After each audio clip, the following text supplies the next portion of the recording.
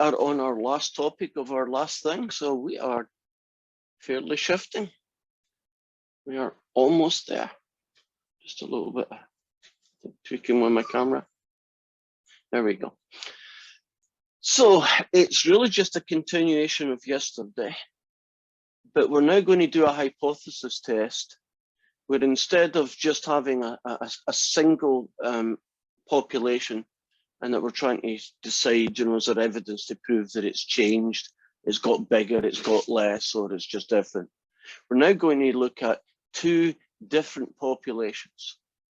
So we're going to be looking at how do you compare the difference between them. In other words, are the two population means pretty much the same number?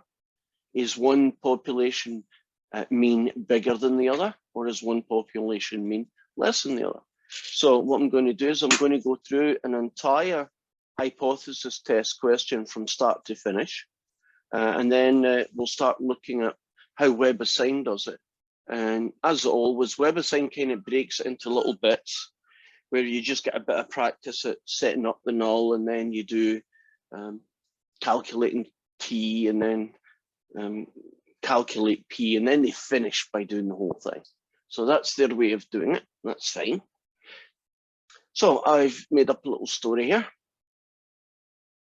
Suppose we have a researcher and he wanted to see if he could prove that the average IQ of a Scots person is more than the average IQ of an English person, which is obviously true, but we have to prove it.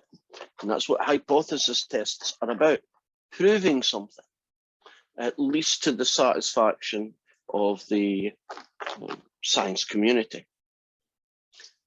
So what he did to try and see if he could prove this was he collected two samples, random samples, of course. He got 200 Scots adults, and their mean IQ was 103, and their standard deviation was 5. And we have 300 English, and the mean IQ for them was 101, and the standard deviation for them is 6. So what we very often do in this situation is that we number the populations. So 1 is going to be anything to do with Scottish people, and 2 is going to be anything to do with English people.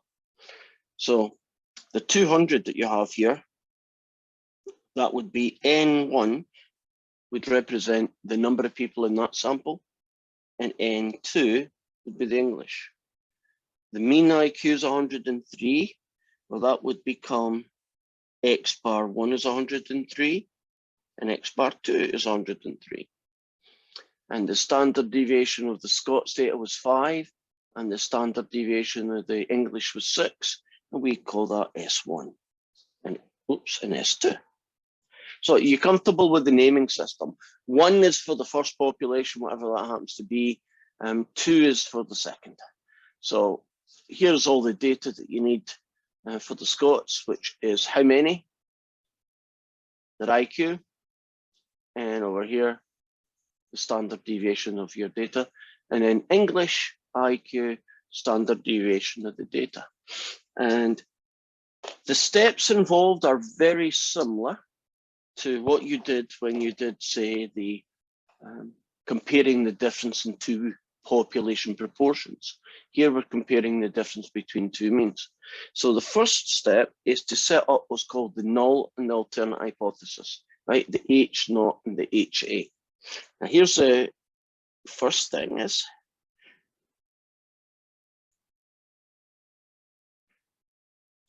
the null hypothesis is always mu1 take away mu2. Mu1 is a symbol that means the population mean of the Scots take away the population mean of the English. And in this case, it's always 0. Every single null hypothesis, in the ones that we're going to deal with at least, that is going to be 0. Now there are 3 possible situations. All 3 of them have the same null hypothesis, which basically is saying if the difference is 0, it means they're equal, right? that the mean of one is the same as the other. Now, the alternates are that the difference between them is positive. The alternate could be that the difference between the two population means is a negative number, or the alternate hypothesis could be the difference between the two is not equal to 0. Isn't that exactly the same thing that's happened with every other hypothesis test that we've ever had to deal with, right? They all look pretty much like that one.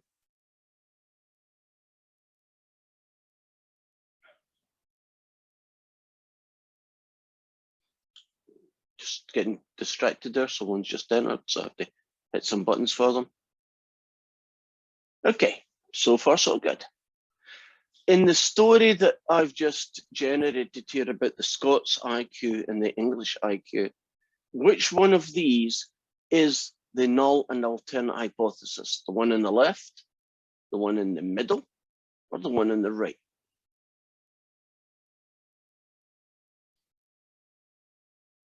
One, two, three. Left one. So you're picking this one, aren't you? Agreed. Now let's, why, that's the correct answer. Why did you pick that one? Because we're looking for something that's for the Scots to be more than the English, so U1 needs to be more than U2. Yeah, more than you can do greater than, yeah, that's a good way. If you wanted to prove that the Scots had an IQ less than the English, wouldn't you be picking the middle one? And if you just wanted to prove that they were different, you're not really sure what direction, you would be done. Are you comfortable about how you would set up these three hypotheses when it's a difference between two means, right? The null hypothesis is always going to be equal 0, at least in this textbook and most of the ones I see. And the alternate looks like that. So step one is done. I like things to be in my right-hand side because that's where my good eye is. Just makes it easier for some reason for me to see it. Right, so once you've done step one, this is a 5-step process. Actually, I think the book calls it a 5-step process. The second step in this is to find what they are calling the test statistic. When you deal with means, right, single mean or the difference between two means, the test statistic is going to be a t-score. And we have a number of things that we need to calculate to get that guy, right? So first thing I'm going to calculate is the standard error of the difference between the two. And it has a formula that you have met before when you've done confidence intervals. And I'm doing the unpulled version.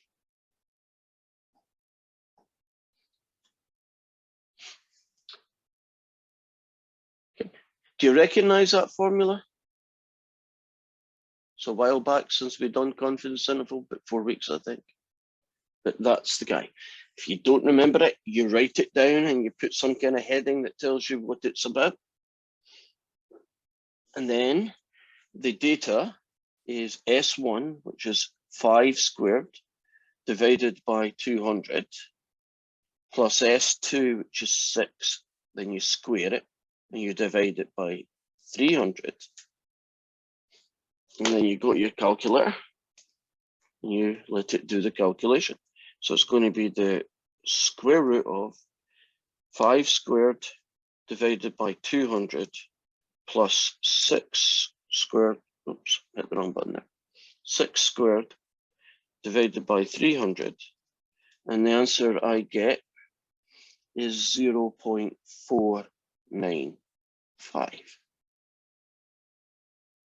So that's essentially plug and chug, right? There's a formula that doesn't change. You get the numbers from the story. The standard deviation of the first lot divided by the number, standard deviation of the second lot squared divided by a number, up 0.493. To get what they are calling the test statistic, which is the t-score, uses the following formula. X1 bar, take away X2 bar, divided by standard error. Isn't that very like P1 hat, take away P2 hat, divided by the standard error? Right, if you went back to the two population story, remember we did them last week? P1 hat, take away P2. It's a very similar looking formula. In this case, it's going to be 103, take away 101, divided by 0.495. And that is going to be, let's find out, a bracket, 103, take away 101, divided by 0.495. And the answer I get is about 4.04.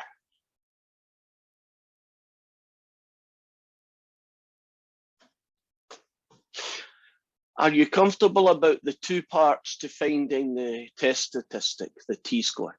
You got to find the standard error using this formula, and then you can find the t-score using this formula. So there are two distinct formulas. That gets calculated, then you find this. So far, so good. Is that a square above the S1 and S2? Yes. Okay. So this is S1 squared and this is S2 squared. Okay, thank you. Okay. I guess I'll put a little bubble around it to make it easier for me to go and find it. Right. So what we need to do now, step 3, is we need to find a guy called the p-value, and that is going to be done using salt, as they all are. Whenever you get to find a p-value, it's going to be salt. And the p-value is the probability that you get a t-score. Bigger than, less than, or the two-sided deal.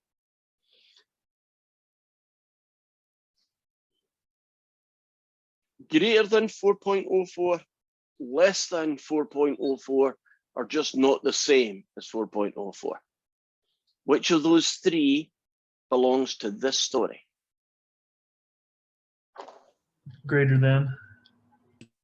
And I should put a little bubble around that. Wasn't that the hypothesis test that we chose, right, for the story? And that's greater than, so this is greater than. So far, so good. Right. So I'm now going to go into salt, and hopefully, if you give me a few moments, I haven't set it up yet. Hopefully, put those numbers in and get our answer. It's going to take a few seconds because it's got the answers already there. I'm just rubbing them out. So, fine, good. And there we go. Let's see it. Here is salt. I'm assuming that you are looking at what I'm saying, right? And you see it's set up for hypothesis test and inferential statistics. You notice it's a little bit different than usual. Don't normally we go to this fella over here, see it? But not this time. Inferential statistics. It's a t-score. It's a t-distribution, but it's not a one sample. It's a two sample. And I'm going to put in the mean here, which in this story was, for the males, the Scots I should say, is 103. And the standard deviation was 5. And the sample size was 200. And now going over to the second group, which is the English, and their mean IQ was 101. And the standard deviation for the English was 6. And their sample was 300. So far, so good. Now you scroll down here And this is a bit weird, but you'll get used to it. This is 0. Always will be 0. Don't change it. It's just 0.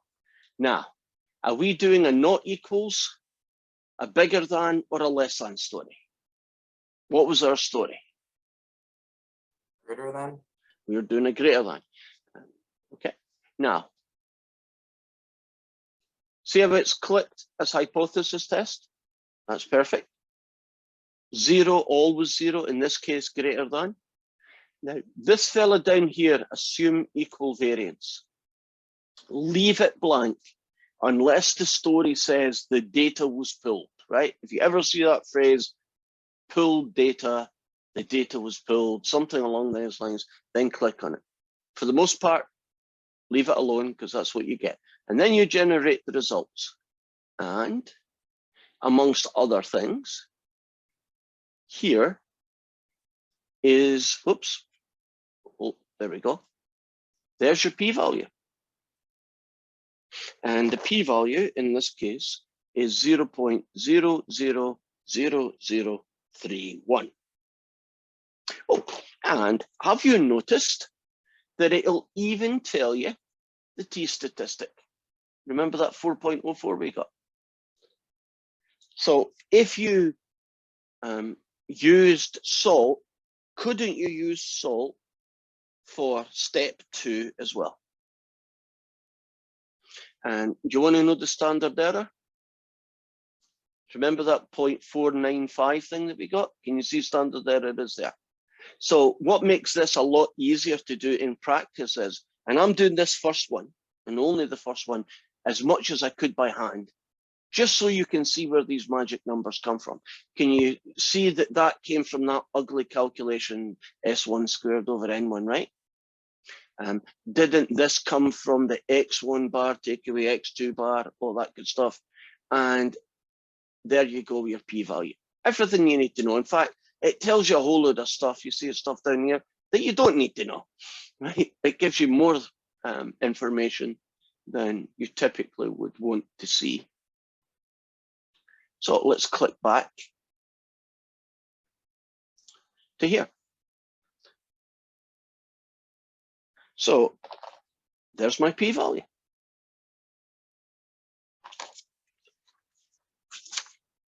Where's my third one? Oh, here it is. So that was step 3.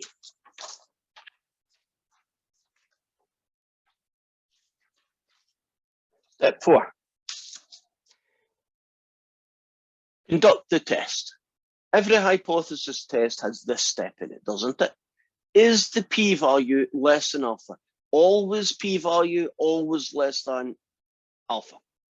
In this story is 0.00031 less than the significance level. In this particular question, the significance level was 0.1. It might be 0.05, which is a pretty common number for this textbook.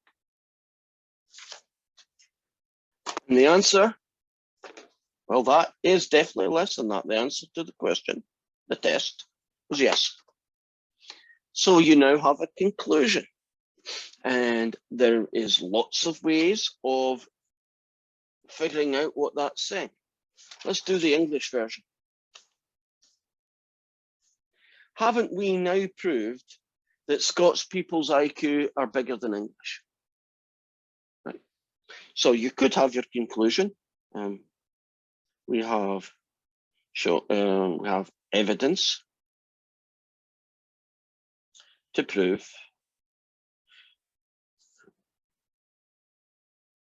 that the average IQ of a Scots person is more than the average IQ of an English person.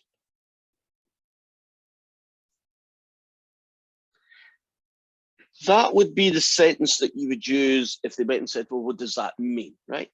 There are more formal ones. You can, for instance, say, there is enough evidence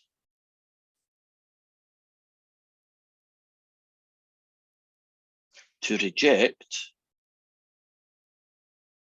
the null hypothesis. Which means you have found enough evidence to say that's not true.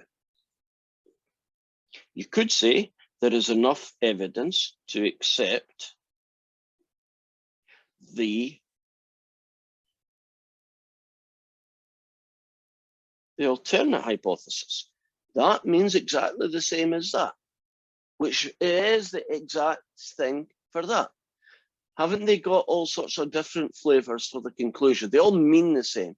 And these two are quite lawyer-esque, and this one kind of makes more sense in English. But that is your conclusion. We've managed to prove that Scots people, as it's pretty obvious because we're better than anybody else, have a higher IQ than the English, who are a bit dumb.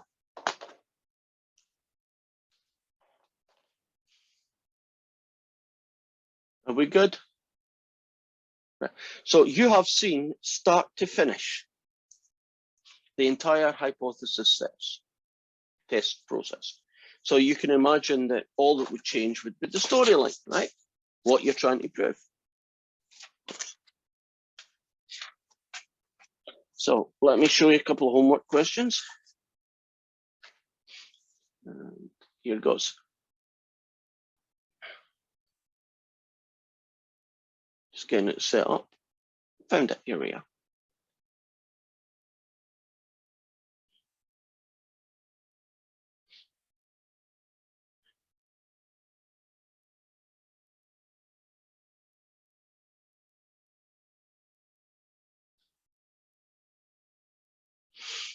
Okay, 9 questions. First story. For each of the following research questions, specify whether the parameter of interest is a population mean, the population mean of a paired difference, or the difference between the means of two populations. The one that we haven't dealt with is the one that's called a mean of paired differences. We're not actually going to deal with that as a subgroup. But essentially, if you had data that are locked together, like husband and wife's ages, right? Husband and wife's IQs, right? Twins, heighty twin 1, heighty twin 2, right? If you had two where they belong together as little pairs of data, then what you would do in those questions is you basically just subtract one from the other and you'd use that single number. And when you do that, it's called a mean of a paired difference. And now I've told you that we're not dealing with that situation, so you won't see it in a question. But it's, in case you were wondering what it was about. We are going to be dealing with difference between two means, the Scottish against English, or we're only interested in the mean of one population, which is yesterday's, right? So it might be a yesterday story, single mean population, or a today's story, the difference between the means of two populations. So first story, residents of a neighborhood have been complaining about speeding cars. The speed limit in the area is 25 miles an hour, and the local police monitor the situation by recording the speed of 100 randomly selected cars. They want to know whether the mean speed of all cars is greater than 25. Is that a single population story? Agreed. So that's your answer. That's what you're dealing with there. Now, part B. After collecting the data in part A, the police decide to install an electronic road sign that shows you how fast you're going. I've seen a few of them. They're actually, for me, they're very effective. You know, when you're driving, you don't really know what your speed is after a while. You just drive along, and then you see that thing that says you're going too fast. You know, it should be 30. That works. So anyway, they decided to do that, and then they recorded another 100 randomly selected cars. And now they want to see, can they prove that the mean speed limit is lower after these signs? So don't you have two populations? The before the sign was up, right, the ones you did in A, and now you put that new gizmo, the electronic, your speed's too fast guy, and they've done it a second time. So in that story, we're looking at the difference between two, right? When you have like the average speed was 27 and now it's 24, that kind of thing. Okay, I got to get this out of my head because it came in. When I was lived in Scotland, I drove there for over 20 years, and I never once got a speeding ticket, or any ticket for that matter. And there's a couple of reasons for that. The first reason is in Scotland, the motorway speed is 70 miles an hour. And nobody except very old grannies drive at 70 miles an hour. Everybody does 80. Right? It's just normal. Everybody's doing 80 plus. And you normally would never even think of getting a speeding ticket. People who get speeding tickets are the ones that do 100 miles an hour, right? 95, that kind of weird number, right? But not 80. So anyway, I arrived in Scotland and I successfully got 3 speeding tickets in 3 different states. It's pretty cool. I got a speeding ticket in Alaska. I got a speeding ticket on the I-5 doing 70. You tell me how you can get a speeding ticket doing 70 in the I-5. I got one. And I got a speeding ticket driving over to Idaho to visit my in-laws. And the one in Idaho was one of those, you know, those straight roads that just like in Texas go on for bloody miles. I got a speeding ticket for doing, well, it might have been 80, but it wasn't that bad. I got a speeding ticket, 3 different places. I even got a speeding ticket in Alaska for doing 30 miles an hour. Has anybody any idea how you can get a speeding ticket doing 30 miles an hour? Because I definitely got one. I had to pay the fine.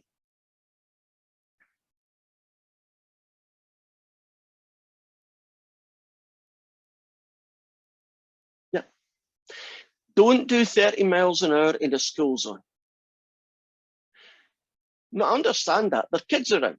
But I wasn't driving when the kids were around. I was driving in winter at about 12 midnight. And I still got a speeding ticket. Because evidently they don't have in Alaska when children are about. You know, that extra little proviso so you can go a little bit faster. I got a speeding ticket at 30 miles an hour. Nobody I know in Scotland has ever got a speeding ticket for doing 30 miles an hour anywhere. You could probably do 30 miles an hour in a parking, you know, car park site and you still wouldn't get one. So I'm complaining bitterly that your cops are very good at giving me speeding tickets. And since that horrible event, because I did it in 1 year, the same year, but the good news is, did you know that if you have a speeding ticket in 3 different states, they don't accumulate together. They only accumulate within the state. So you don't get 3 tickets all at once, which probably would have done something to my driving license. I'm not sure how many tickets you're allowed to get before it bumps into that. But ever since then, I have not had a speeding ticket because it costs too much money. So just thought I'd tell you that because it was in my head. Right, question 2 then. For each part, write and define the notation that would be used for the population parameter of interest. Now, there are quick words here that we haven't talked about for a while, but we know it. There are 2 kinds of numbers in the world, right? There's a parameter and there's a statistic. If you're a parameter, doesn't that mean that the numbers come from the population? So in our story, won't the population parameter be mu1 or mu2, right? The population means, or sigma 1 or sigma 2, less likely, but it could happen, the standard deviations of population 1 and 2. Okay. Make sure that you specify the populations. Right, now I'm looking at this list here. I don't even need to read the story much. Won't the answer either be the first dot or that dot? And how do I know that? Isn't that to do with a statistic? Is it not a statistic? Is it not a statistic? I guess that's a unit. Now let's read the story. Residents in a neighbourhood complaining about the car story. The local police monitor 100's done that, want to know the mean speed of all cars through the area is higher than 25. So let's see if that's a 1-story world, which means it's that, or it's a 2 population world in which it's that. And it was a 1. After they collect the data, it's a 2. Right. Now, we're moving on to calculating a t-statistic. Now, do you see there's no salt button? So this means that you should be calculating that using the formula, right? So if I wanted to calculate the statistic here, wouldn't it be x1 bar take away x2 bar divided by the standard error? So let me write that one down and do it. So this is question 3A. X1 bar is 39. Standard deviation was 9. X2 bar was 35. Standard deviation was 8. And N2 was 64. And N1 was 81. Okay, we are ready.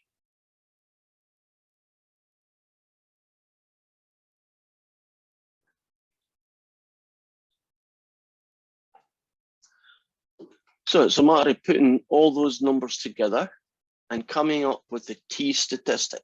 So I'll find the standard error. And that we did earlier today is S1 squared over N1 plus S2 squared over N2. And that is 9 squared over 81 plus 8 squared over 64. So I need to calculate that first before I can get the t-score. So it's going to be the square root of 81 divided by 81 plus, oh come on, 64 divided by 64 and 1.414.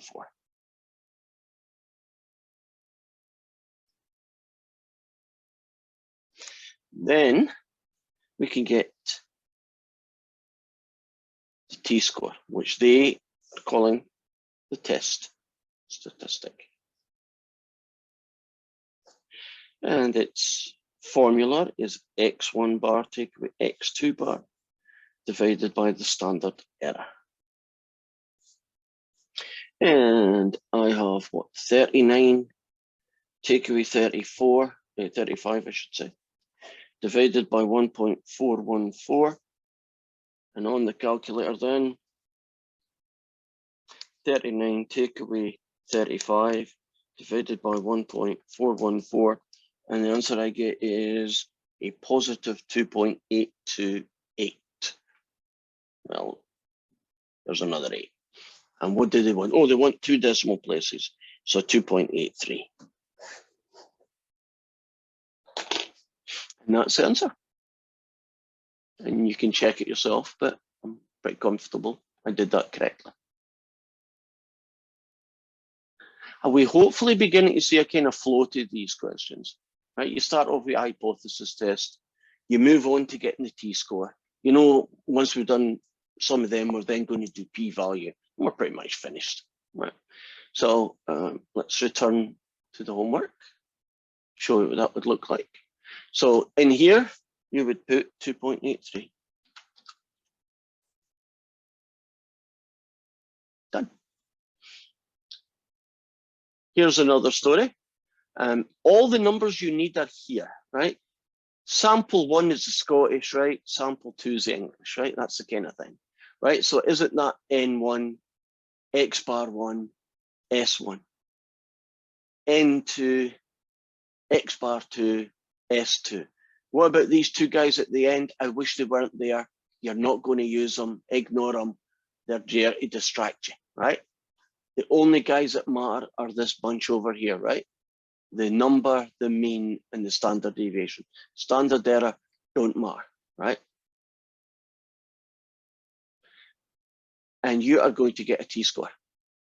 And the t-score obviously is going to be that number take away that number divided by the standard error that I would do with that horrible calculation. And in question 5, we have a lot more data. So we don't need to do much in the way of calculations. We just need to read the story and then find the numbers. They'll be in here somewhere, right? And put them together. So let's see what it looks like.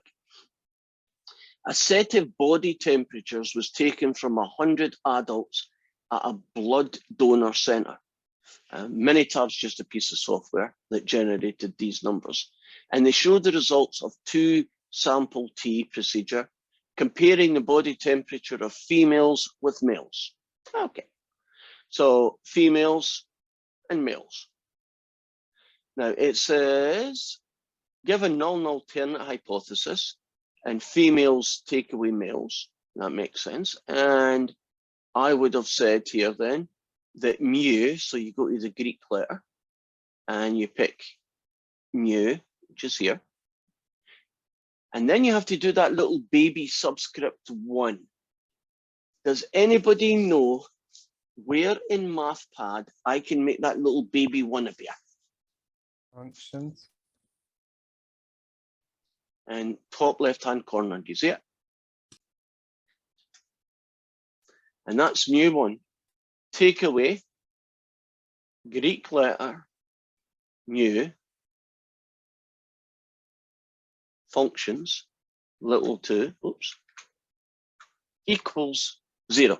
And isn't that every null hypothesis in the universe? Right? That's what the ones that we're dealing with. Wouldn't they all look like that? So you don't have a choice. Don't you just have to remember? That's what goes there. Because that is, there's no difference, right? They're both the same, right? Males and females body temperatures on average are the same. Now the alternate is going to be a version of greater than, less than, or not equal to 0. Would you agree that the males, the females, I should say, are higher than the males? Right, females body temperature 98.3, males only 98.0. So that tells me, without any other indication at least, that that would be the most natural one. There is a second possibility, because I don't know if they mentioned it, but couldn't I have done a not equals to as well? That might have been also the choice. I'm going for that one. Now, it says, what is the T value?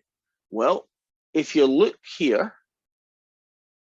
oh, they are sneaky.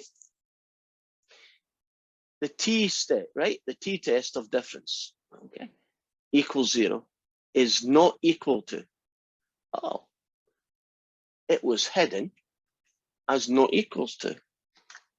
And that's so funny, it tells me they're not equal to. Okay, so the T score, 2.06.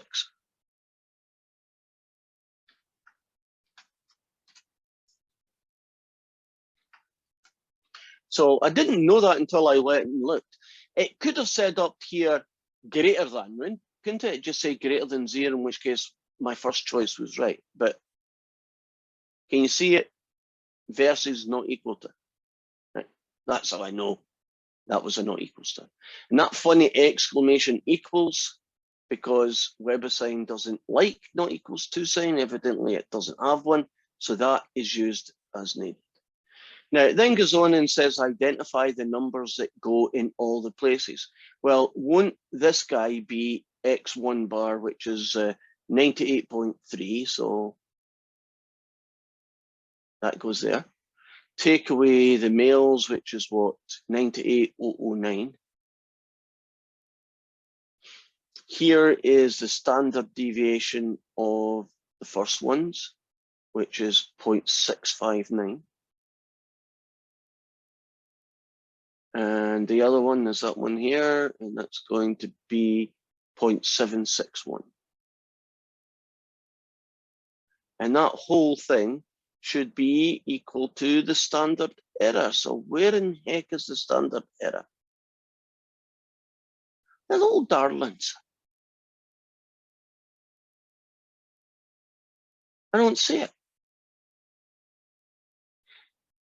So you're going to have to do a calculation, and it'll be one of these numbers, right? So you'll grab a bit of paper and you'll actually do this guy take away this. And now I know the answer. No, that's the standard error. Forget that. I'll have to do the calculation. And p-value. In this story, the p-value ends up being that number.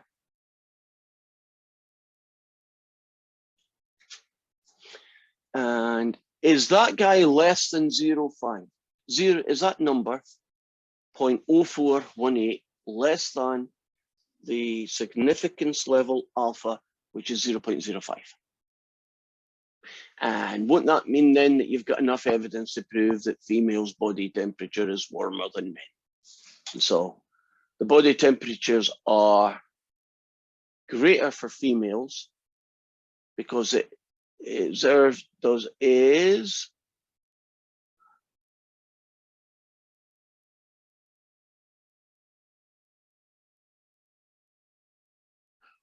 because the probability of observing a distance is that number there. So 0.0418, where are we? Oh, it isn't. It is 0.4018. Oh, they've done it as a between. Okay.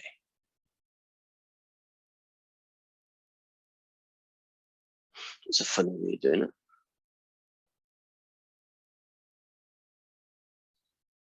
Okay, just less than that number. And then you come to your conclusion. Question 6 is an exact copy of question 5, right? Just with different numbers. And we are finally, but ran out of time, going to do an entire story from start to finish. And I don't want to get this started because I know I won't be able to finish it in the 3 minutes we have left. But let's talk about just the story. A study was conducted in which people who don't move a lot, sedentary men, were randomly assigned to be placed on a diet or exercise. So you get 200 went on the diet, 200 did exercise. And then they figured out how much weight they lost. And 43 men were put on the diet, 48 were done on an exercise. The group that had the diet lost 7.3, so that's the mean. And the standard deviation of them is 3.5. And you can see the other group, it was 4.7. And standard deviation of 3.7. So based on just this raw data, would you agree that being put on a diet, you're likely to lose more weight than if you just went on, eat what you like, but do exercise? Of course, you probably would lose even more if you did both, right? But that's not an option here. So we're going to be trying, we'll do this tomorrow, prove that the first method, dieting, the average amount you lose is greater than the average amount that you would lose if you did exercise. And then you could have, I don't know, if you were a company that sold, you know, those diet products, you know, the ones where you only eat their food and it comes packaged, and they might use that as, it has been proven that eating our meals, you will lose more weight than if you go jogging every day, right? Some kind of advertising like that. And they would just